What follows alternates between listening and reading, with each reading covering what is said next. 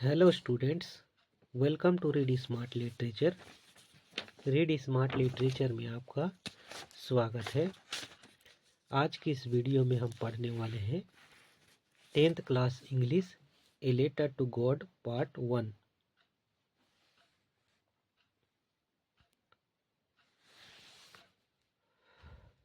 A letter to God, ईश्वर को पत्र, रिटन बाय G.L. फंटिस। इस स्टोरी का लेखक हैं G.L. फंटिस।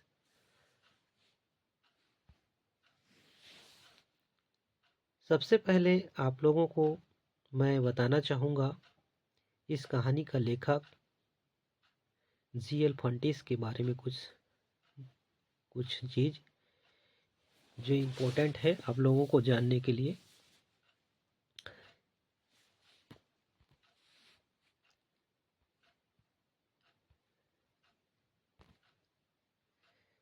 G.L. फोंटिस इनका पूरा नाम होता है ग्रिगोरियो लोपेज फोंटिस। इनका जन्म हुआ था 1895 और डेथ हुआ था 1966। G.L. फोंटिस एक Mexican novelist, poet and journalist था। मेक्सिको की औपन्यासिक, कवि और पत्रकार। और इनका समय में एक खास जो थी इतिहास था वो था Mexican revolution and civil conflict. ये दो घटना इनके समय का बहुत ही बड़ा इम्पोर्टेंट है। इनका जो बुक्स है उनमें से ज़्यादातर एक्साइटिंग एंड ह्यूमरस स्टोरी आप लोगों को देखने को मिलेगा। इनके जीवन का सबसे बड़ा महत्वपूर्ण समय था वो था इनका literary award, the national prize of arts and science 1935। आप देख पा रहे हो।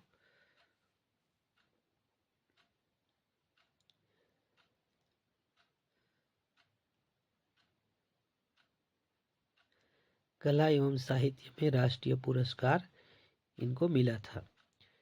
तो ये तो रहा इस कहानी की लेखक के बारे में कुछ शॉर्टकट इंट्रोडक्शन जो आप लोगों के लिए बहुत ही हेल्पफुल होगा। चलिए देखते हैं नेक्स्ट।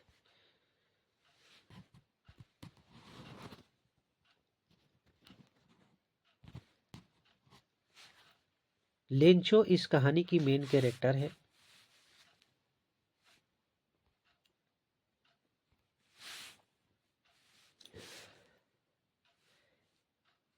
जिसे हम प्रोटागोनिस्ट कहते हैं। लिटरेरी लैंग्वेज में, साहित्यिक भाषा में, पोएटिक लैंग्वेज में इनको प्रोटागोनिस्ट कहा जाता है। अच्छे फसल के लिए बारिश की उम्मीद लगाए बैठा था। लेंचो जो है अच्छे फसल के लिए उम्मीद लगाए बैठा था। उनका पूर्वानुमान के मुताबिक एक दिन शाम का समय बारिश शुरू होता है। लेंचो पूर्व अनुमान के हिसाब से एक दिन शाम का समय बारिश शुरू होता है। लेंचो बारिश होता देख बहुत खुश हो जाता है। थोड़ी देर बाद बारिश ओले में बदल जाता है। फिर तूफान और उसके साथ तेज बारिश भी होता है। ओलावृष्टि होता है और इसमें लेंचो का पूरा फसल नष्ट हो जाता है और लेंचो का पूरा लॉस हो जाता है और वह बहुत दुखी हो जाता है। वह सोचता है अब उनको कोई मदद नहीं कर सकता सिवाय गॉड के, क्योंकि ईश्वर पर उनका बहुत ज़्यादा आस्था होता है। उनको लिखना आता था। फिर एक दिन सुबह उसने गॉड को लेटर भेजता है। तो यही आपको इस कहानी में डिटेल्स में समझना है और आगे देखने को मिल जाएगा। इस वीडियो में हम पार्ट 1 आपको बताने जा रहे हैं। इस वीडियो की पार्ट वन में आप जानने वाले हैं सुबह से लेकर शाम तक, शाम से लेकर रात तक और रात से लेकर के सुबह तक लेंचो का गोड को लेटर पोस्ट करने तक का स्टोरी एकदम डिटेल्स में। तो चलिए देखते हैं इसमें आपको क्या चीज़ जानने को मिलेगा। इसमें आप जान सकते हैं, जिसमें आपको देखने को मिलेगा लेंचोस हाउस,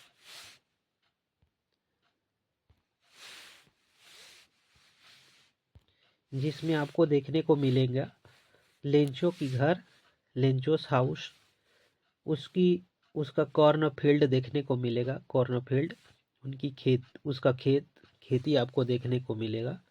लेंचोस फैमिली, लेंचो की परिवार देखने को मिलेगा। बारिश की पूर्व अनुमान जो लेंचो ने लगा रखा था वो भी आपको जानने को मिलेगा। लेंचोस हैप्पीनेस आफ्टर रेन, बारिश के बाद लेंचो जो खुश होता है वो भी आपको इस पार्ट वन में देखने को मिलेगा। स्टार्टिंग ऑफ हेल स्टोन, उसके बाद ओलावृष्टि भी आपको यहाँ देखने को मिलेगा। डिस्ट्रक्शन ऑफ कॉर्नफील्ड, उसकी जो खेती है वो पूरी तरह से नष्ट हो जाता है, वो भी आप इस पार्ट वन में ही देखने को मिलेगा।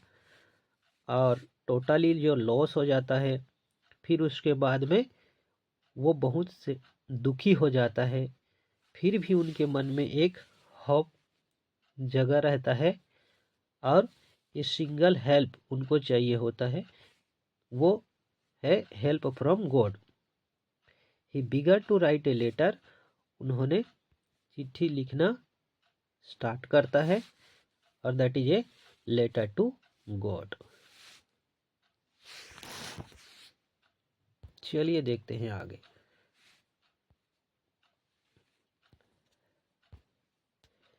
यहाँ पर राइटर जीएल फंटिस कुछ सवाल पूछ रहे हैं। वह सवाल है, have you ever written a letter to God, क्या आपने कभी भगवान को पत्र लिखा है। Did you come across someone writing a letter to God, क्या आपने कभी किसी को भगवान को पत्र लिखते हुए देखा है। People believe faith can move mountains, लोग मानते हैं कि विश्वास पहाड़ को भी हिला सकता है। मतलब विश्वास के द्वारा सब कुछ हो सकता है, असंभव भी संभव हो सकता है। यदि आप किसी भी चीज़ के ऊपर अपना गंभीर आस्था रखते हो तो असंभव भी संभव हो सकता है। But what should we put our faith in, लेकिन हमें अपना विश्वास किस पर रखना चाहिए। ये सवाल राइटर जीएल फंटिस पूछ रहे हैं।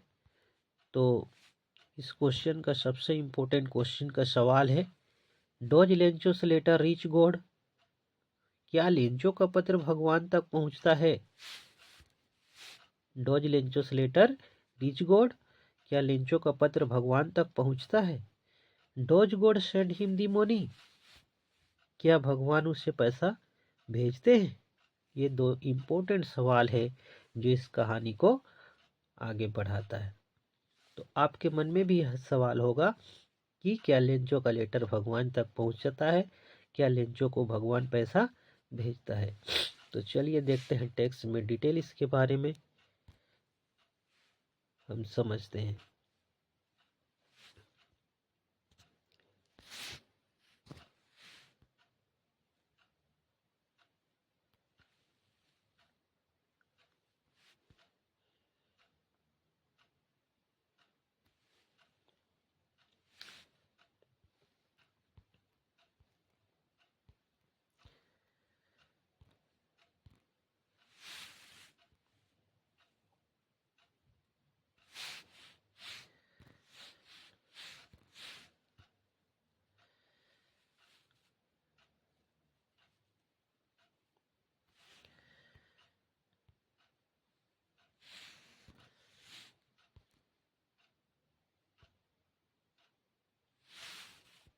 तो ये है आपका text.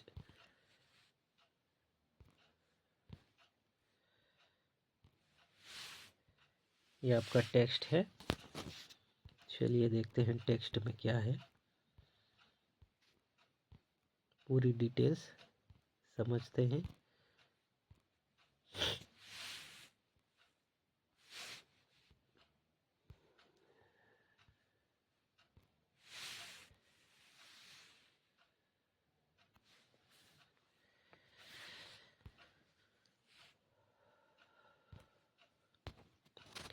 The house, the only one in the entire valley, sat on the crest of a low hill. From this height one would see the river and the field of ripe corn dotted with the flowers that always promised a good harvest. The only thing the earth needed was a downpour, or at least a shower. Throughout the morning, Lencho, who knew his field intimately, had done nothing else but see the sky towards the north east. ये वाला first paragraph है और इसमें जो important words है वो है आपका ये क्रेस्ट, और दूसरा इम्पोर्टेंट है क्रेस्ट का मतलब होता है चोटी पर। क्रेस्ट का मतलब होता है चोटी, और डॉटेड विथ का मतलब होता है आपका भरा हुआ। तो इस जगह इस लाइन में लेंचो का घर का सीन है, मॉर्निंग का समय है और लेंचो का हाउस यहाँ पर आपको देखने को मिल रहा है और उनका कॉर्नफील्ड देखने को मिल रहा है। इसमें है लेंचो की हाउस, ये दी हाउस लेंचो का घर, और ये लेंचो का घर जो है पहाड़ की चोटी में है, क्रेस्ट ऑफ ए लो हिल, और यहीं से खड़ा होकर के लेंचो जो है अपना वहाँ का नदी को देख पाता था, अपना पका हुआ फसल की खेती को देख पाता था, और ज़मीन को हल्का फुल्का बारिश या थोड़ा हल्का तेज़ बारिश की ज़रूरत था। डाउनपोर का मतलब होता है तेज़ बारिश और शावर का मतलब होता है हल्का फुहारा। तो इस तरह से आप लोगों को इसमें से जो इम्पोर्टेंट वर्ड्स है, डिफ़िकल्ट वर्ड्स, वो मैं आप लोगों को बता दिया हूँ। तो इसको आप लोग खाता में अपना कॉपी में नोट कर लीजिए। इसमें आपको लेंचो का घर कहाँ पर है वो बता रहा है।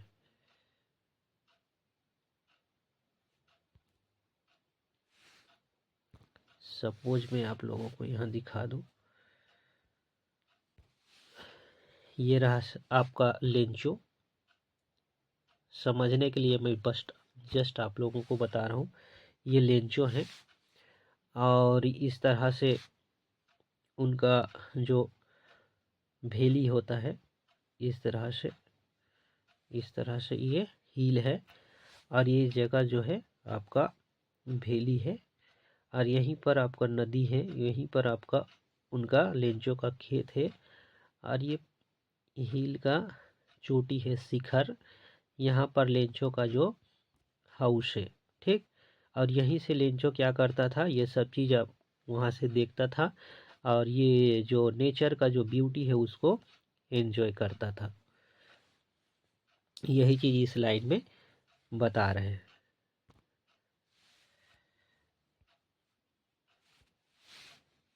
इतना समझ में आ गया होगा। फिर चलिए देखते हैं next.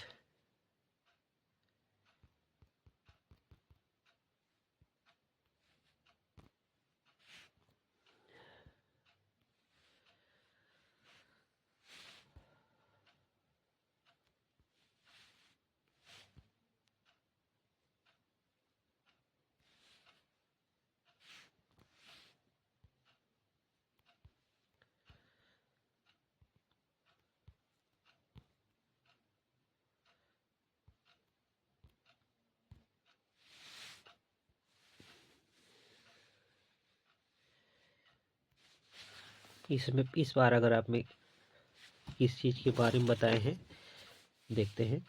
Now we are really going to get some water, woman. The woman who was preparing supper replied, "Yes, God willing." The older boys were working in the field while the smaller ones were playing near the house until the woman called to them all, "Come for dinner." It was during the meal that, just as Lencho had predicted, big drops of rain began to fall. In the northeast, huge mountains of cloud could be seen approaching. The air was fresh and sweet. The man went out for no other reason than to have the pleasure of feeling the rain on his body, and when he returned, he exclaimed, "These are not raindrops falling from the sky, they are new coins. The big drops are 10-cent pieces and the little ones are 5s."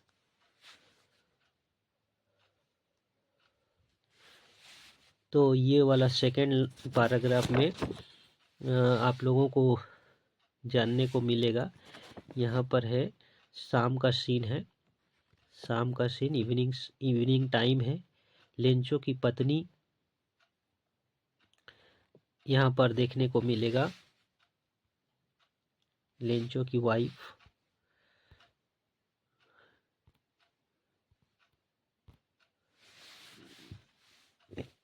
Lencho का wife देखने को मिलेगा, और Lencho का बड़ा बेटा field में काम करता हुआ दिखाई दे रहा है, और उसका जो छोटा बेटा है, स्मॉलर बॉय, ये खेलते हुए दिखाई दे रहा है, घर के आसपास खेलते हुए दिखाई दे रहा है। और उनके माँ खाना बना रही है।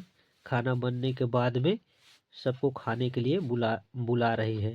Come for dinner. खाने का समय हो गया था।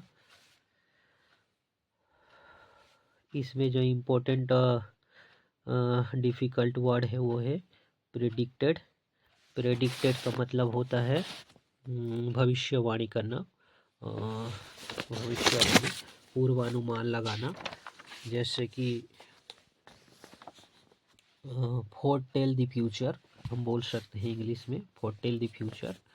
और लेंचो को पहले से बारिश होगा बोल करके पता चल गया था, वो अपने हिसाब से अनुमान लगा लिया था कि बारिश होने वाला है बोल करके।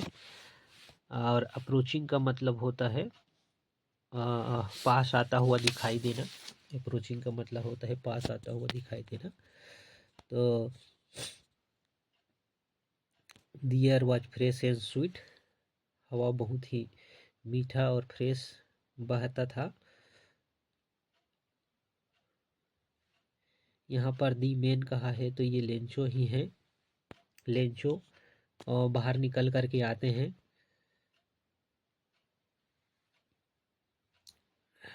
जो बारिश की बूंदे अपने शरीर में एंजॉय करने के लिए लेंचो बाहर निकल कर आता है।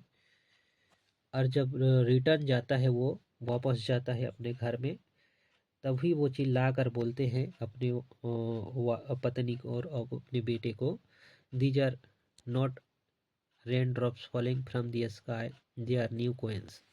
ये आकाश से जो गिर रहा है पानी के बूंदे नहीं हैं, ये सिक्के हैं। The big drops are 10-cent pieces and the little ones are 5s। बड़ा बड़ा सिक्के 10 रुपये के समान है, और 5 छोटा छोटा बूंदे 5-5 रुपये की समान है। ऐसा वो चिल्लाकर खुशी से झूम उठता है और अपने बच्चे और अपना वाइफ को बताता है। ये 10-cent pieces मतलब होता है पीसोस, एक करेंसी है। ये कुछ लैटिन अमेरिकन करेंसी है, जैसे हमारा इंडिया में 10 रुपीस, 5 रुपीस ऐसे बोल सकते हैं। तो इस लाइन आपको समझ में आ गया होगा। शाम का टाइम है।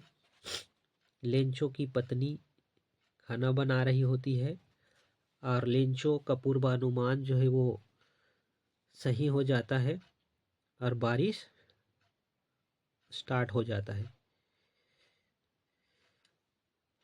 लेंचो का जो दो बेटा भी यहाँ दिखाई दिया है।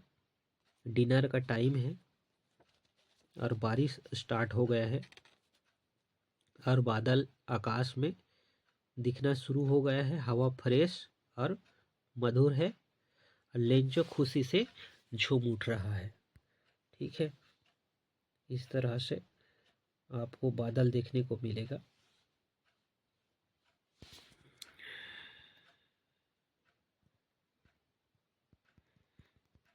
यहाँ पर आप देख रहे हो बादल ऐसे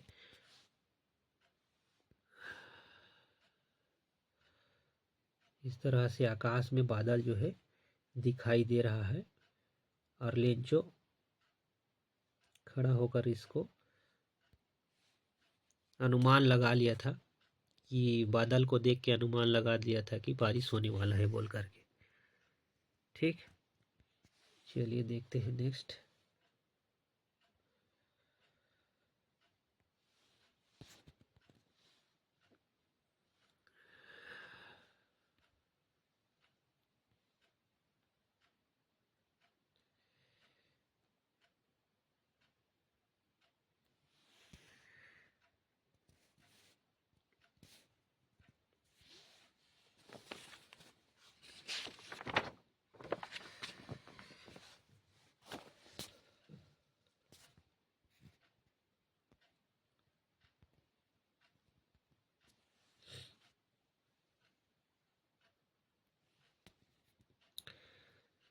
With a satisfied expression, he regarded the field of ripe corn with its flowers draped in a curtain of rain. But suddenly a strong wind began to blow, and along with the rain, very large hailstones began to fall. These truly did resemble new silver coins. The boys, exposing themselves to the rain, ran out to collect the frozen pearls.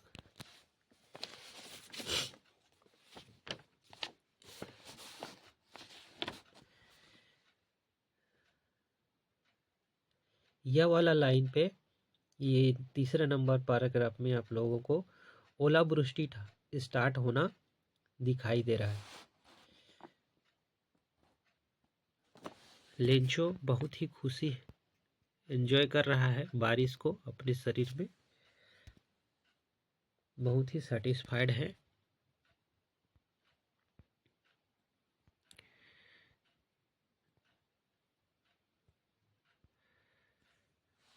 और ये वाला line में आप लोगों को difficult word कुछ दिखाई दे रहा है। ड्रैप्ड,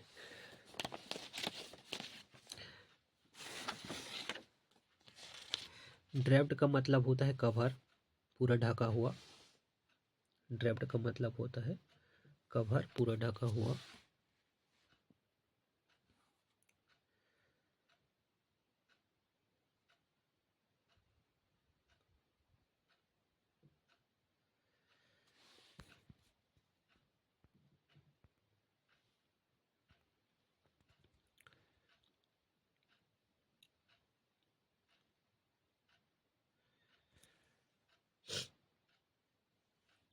तुरंत वहाँ हवा तूफान स्टार्ट हो जाता है,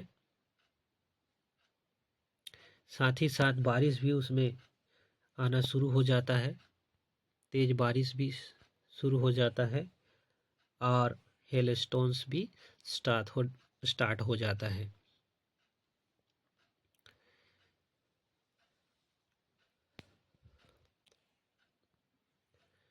सिल्वर कॉइन्स चांदी के सिक्के के बराबर दिखाई दे रहा है। और दी बॉयज मतलब लेंचो का दोनों बेटा, बड़ा बेटा और उनका छोटा बेटा, अपने आप को रेन में भिगोते हुए, बारिश में भिगोते हुए उस बर्फ को उठाने के लिए बाहर दौड़ते हुए आ जाते हैं। ठीक,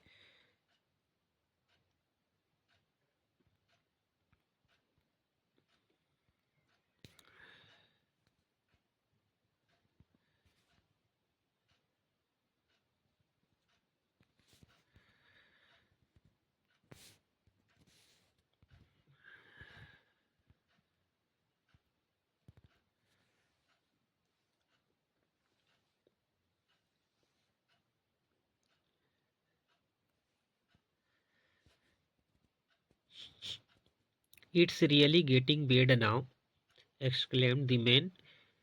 "I hope it passed quickly." It did not pass quickly.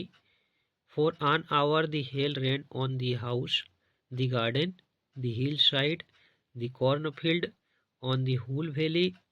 The field was white as if covered with salt.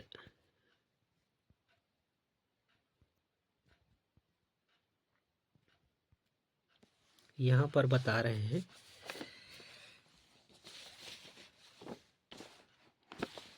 1 घंटा तक लगातार बारिश हो रहा है।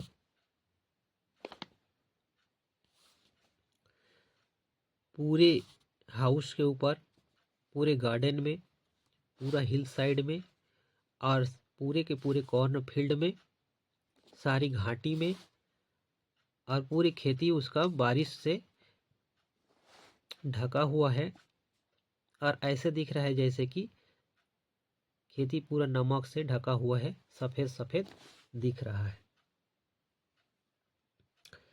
लेंचो बहुत दुखी हो गया है, बोल रहे हैं कि हमारे साथ बहुत ही बुरा हो रहा है। It's really getting bad now. मैं सोच रहा था ये बारिश जल्द ही ख़त्म हो जाएगा, लेंचो बोल रहे हैं। It did not pass quickly, ये इतना जल्दी ख़त्म नहीं हुआ। फॉर एन आवर, मतलब 1 घंटा तक से ओलावृष्टि होता रहा।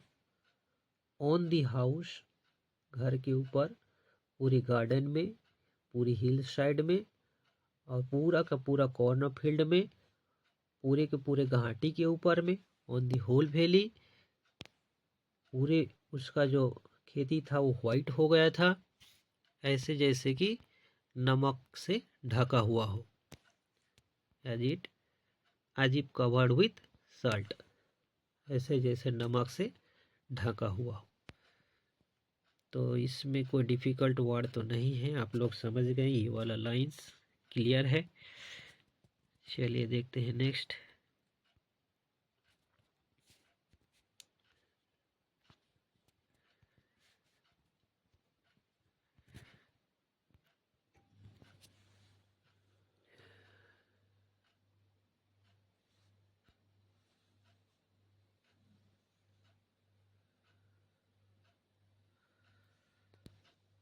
Not a leaf remained on the trees.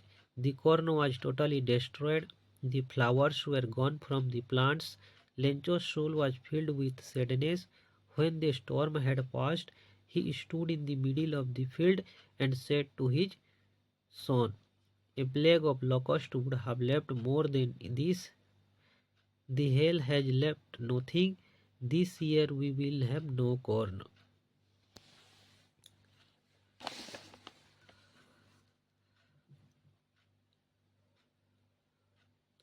ये वाला 5 नंबर पैराग्राफ में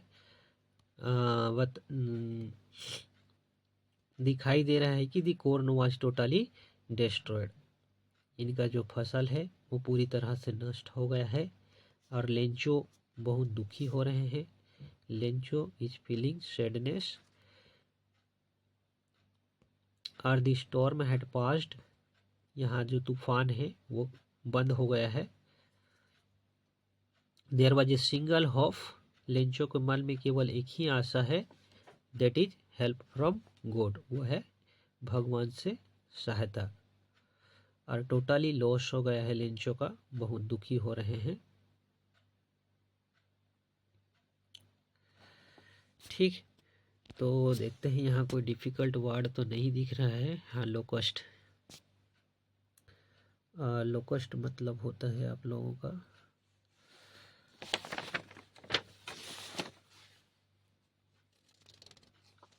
टिड्डी। लोकस्ट मतलब है टिड्डी।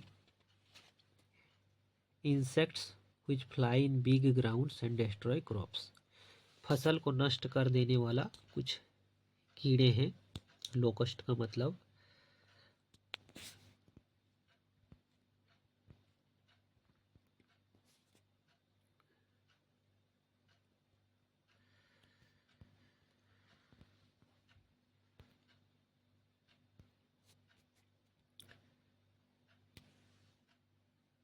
Not a leaf remain on the tree.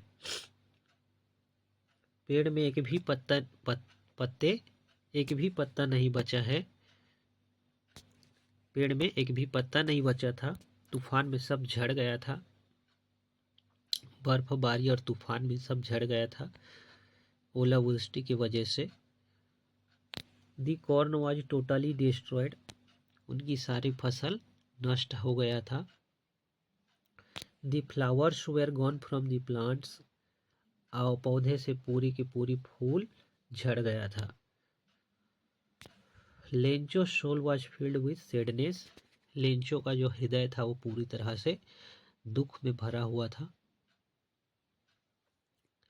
When the storm had passed, जब तूफान चला गया, बंद हो गया, he stood in the middle of the field and said to his son, खेत के बीच में खड़ा होकर के अपने दोनों बेटों को बोला, A plague of locust would have left more than this.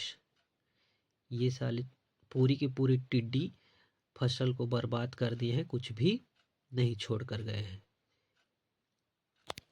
और ये जो ओलावृष्टि है, तूफान है, ये कुछ भी नहीं छोड़ा है।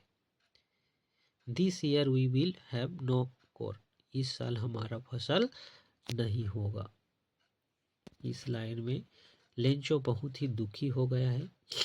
उसका फसल पूरी तरह से नष्ट हो चुका है।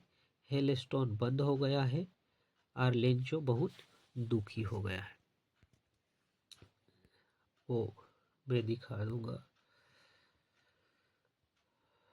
पहले लेंचो का फसल इस तरह से था, दिख रहा था, हरा भरा था, बहुत ही सुंदर दिख रहा था और लेंचो बहुत खुश नजर आ रहा था। ऐसे उनके खेती में कॉर्न का फील्ड इस तरह से दिखाई दे रहा था।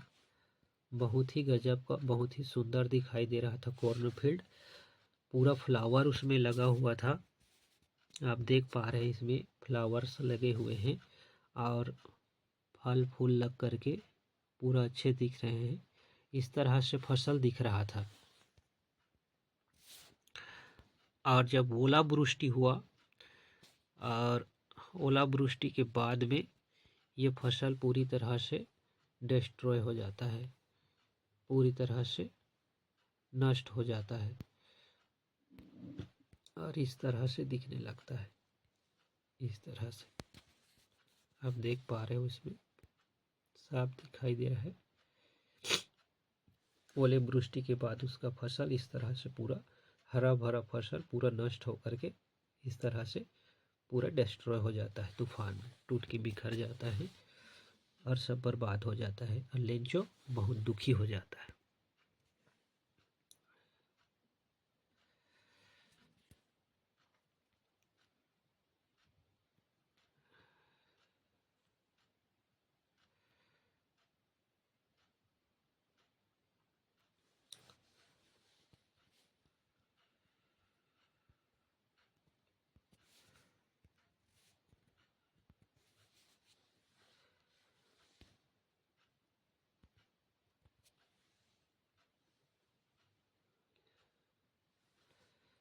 That night was a sorrowful one. All our work for nothing. There is no one who can help us. We will all go hunger this year.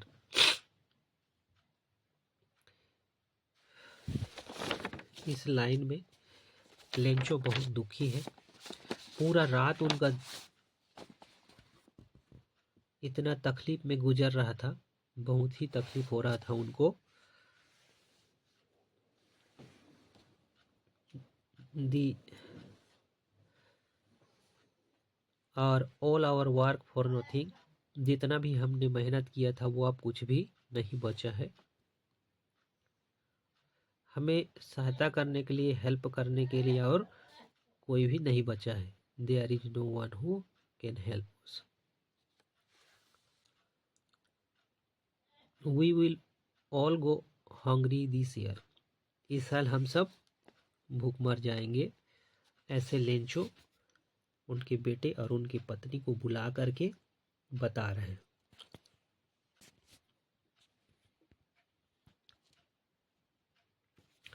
But in the heart of all who lived in that solitary house in the middle of the valley, there was a single hope, that is help from God.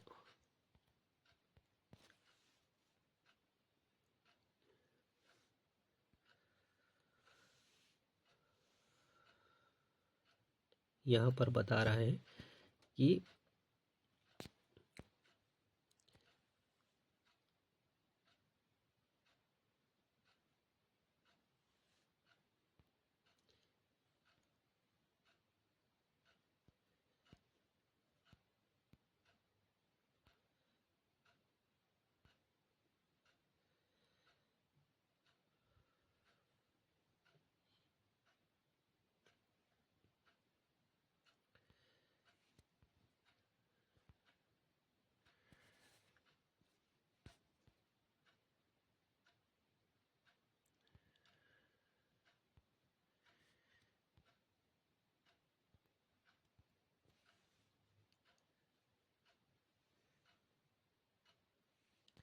in the heart of all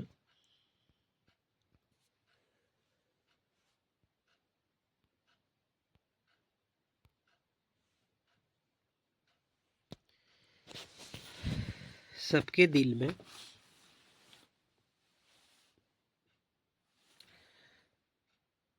who lived in that solitary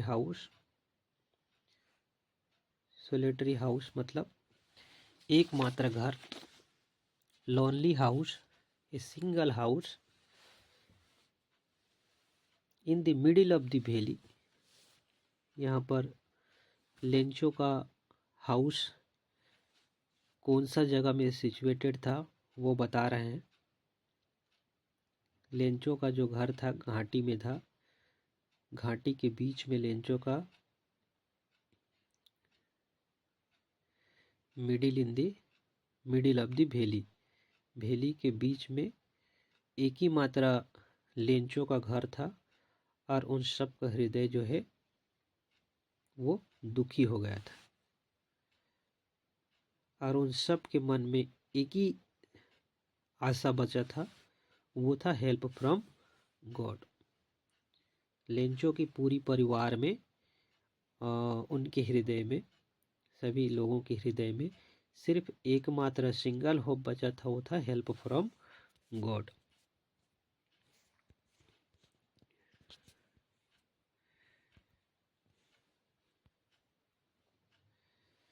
Don't be so upset, even though this seems like a total loss. Remember, no one dies of hunger.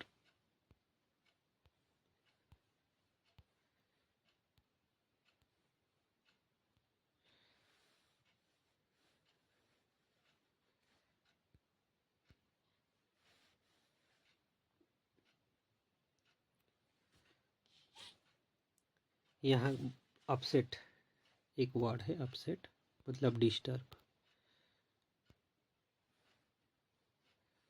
Upset का मतलब होता है disturb.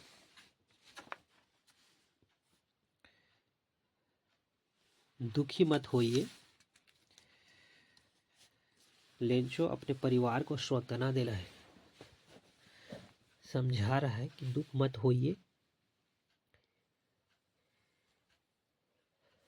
यदि total loss हो भी गया है तो इसमें दुख करना नहीं है। एक बात याद रखिए, no one dies of hunger, very important line, no one dies of hunger.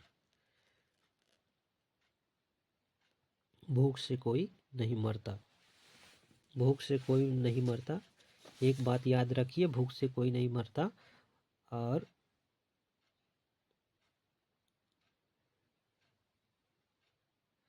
यही बात उनके पूरी फैमिली के लोग, उनका वाइफ, उनका दोनों बच्चा और लेंचो मिलके बोल रहे हैं, no one dies of hunger.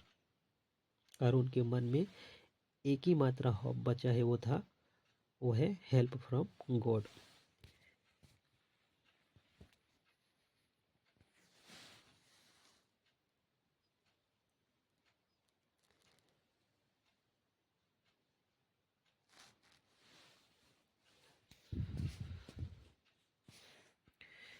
आगे देखेंगे।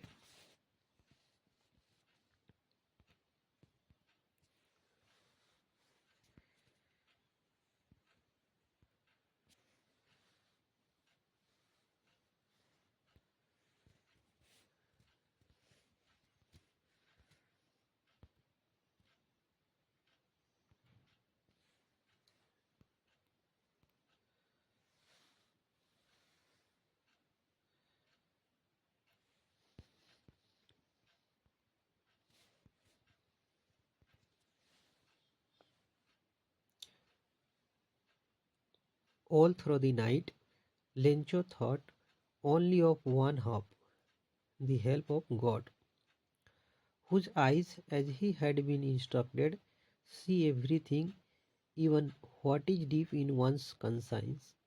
Lencho was an ox-man, working like an animal in the field, but still he knew how to write.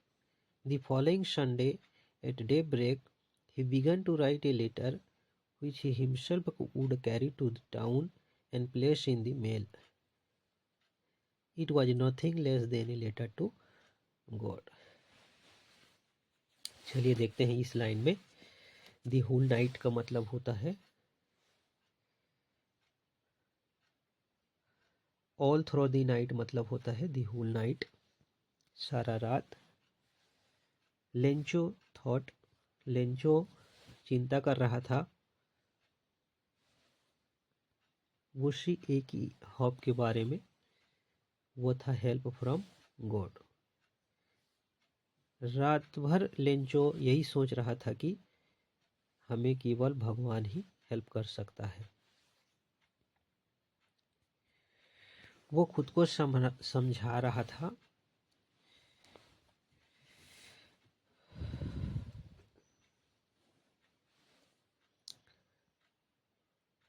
Conscience, consign मतलब होता है an inner sense of right and wrong, अपने अंदर में सही गलत का फैसला जो कर पाता है उसे कंसाइंस कहते हैं। बुद्धि, विवेक, कंसाइंस मतलब बुद्धि और विवेक। उसका खुद के पास में बुद्धि था, उसका सोचने समझने का उसका ज्ञान था। तो लेंचो अपने आप को समझा रहा था कि जो है तो केवल एक ही मात्रा हॉप है, वो है हेल्प फ्रॉम गॉड, और भूख से कोई नहीं मरता, ऐसे वो समझा रहा था रात भर। Lencho was an ox of a man, an ox of a man मतलब होता है हार्ड वर्किंग मैन, मेहनती, कठिन परिश्रम करने वाला व्यक्ति। Working like an animal in the field, खेती में जानवर की तरह से वो मेहनत करता था, बहुत ही मेहनत करता था। But still he knew how to write, और उनको लिखना भी आता था। वो किसान है, फिर भी मेहनती है, फिर भी उनको लिखना पढ़ना आता था। उनके पास बुद्धि था, कंसाइंस था, सही गलत का फैसला कर सकता था। ठीक। The following Sunday means the next Sunday, अगले रविवार को। एट डे ब्रेक मीन्स होता है इन द मॉर्निंग, सुबह का टाइम होता है। डे ब्रेक मीन्स मॉर्निंग का टाइम होता है। He began to write a letter, और वो चिट्ठी लिखना, पत्र लिखना शुरुआत करता है। Which he himself would carry to town, वो खुद उस चिट्ठी को ले करके टाउन पहुंचता है। प्लेस इन द मेल, और मेल बॉक्स में डालता है। और वो कुछ भी नहीं, वो था एक लेटर टू गॉड। तो इस लाइन में आप लोग पूरी तरह से अच्छे से समझ गए हैं। पूरी रात नाइट का सीन है। रात भर लेंचो अपने मन में एक ही ख्याल ला रहा था, वो था हेल्प फ्रॉम गॉड। उनका खुद का बुद्धि था, सही गलत फैसला करने का क्षमता था, इसलिए वो खुद को समझा रहा था, अपने बच्चे को और उनका पत्नी को समझा रहा था। वो एक मेहनती था और बैल के समान खेत में वो मेहनत करता था दिन रात एक करके, और अपना परिवार को चला रहा था। उनको लिखना पढ़ना आता था और वो सुबह अगले संडे को सुबह से चिट्ठी लिखता है और चिट्ठी लिख करके मेल बॉक्स में डाल के आ जाता है। तो ये तो रहा आप लोगों का ये लेटर टू गॉड पार्ट 1, जिसमें आपने देखा है कि कैसे लेंचो का पूरा फैमिली और उनका बच्चे, उनका घर का सीन, और किस तरह से बारिश से उनका फसल नष्ट हो जाता है और वो बहुत दुखी हो जाता है, और दुखी होकर के वो भगवान को बहुत विश्वास करता था और वही एकमात्र हमारा सहायता है बोल करके गॉड को लेटर लिखता है। नेक्स्ट वीडियो में हम देखेंगे पार्ट 2, और पार्ट 2 को देखने के लिए आपको चैनल को करना है सब्सक्राइब और लाइक, ताकि पार्ट 2 आपके लिए बहुत खास और बहुत ही इम्पोर्टेंट है हो सके। So please like and subscribe this channel for part 2। Part 2 के लिए चैनल को लाइक और सब्सक्राइब करिए। फिर अगले वीडियो में मिलते हैं, तब तक के लिए बाय, थैंक यू।